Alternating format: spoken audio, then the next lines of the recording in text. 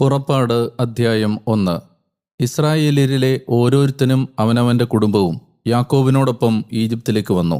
അവരുടെ പേരുകൾ ഇവയാണ്: Reuben, Simeon, Levi, Judah, Issachar, Zebulun, Benjamin, Dan, Naphtali, Gad, Asher. യാക്കോബിൽ നിന്ന് തന്നെ ഉടലെടുത്ത ആളുകൾ ആകെ 70 പേരായിരുന്നു. ജോസഫാകട്ടെ ഈജിപ്തിലായിരുന്നു. ജോസഫും അവൻ്റെ എല്ലാ സഹോദരന്മാരും ആ തലമുറ മുഴുവനും മരിച്ചു. ഇസ്രായേല്യർ പെറ്റുപെരുകി. അവർ വർദ്ധിച്ച് വളരെയധികം ശക്തി പ്രാപിച്ചു.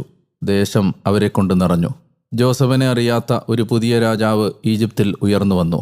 അവൻ തൻ്റെ ജനത്തോട് പറഞ്ഞു: ഇതാ, ഇസ്രായേലി ജനം നമ്മെക്കാൾ വലുതും പ്രബലവുമാണ്. വരൂ, അവൻ പെരുകാതിരിക്കാൻ നമുക്ക് അവനോട് കൗശലം പ്രയോഗിക്കാം.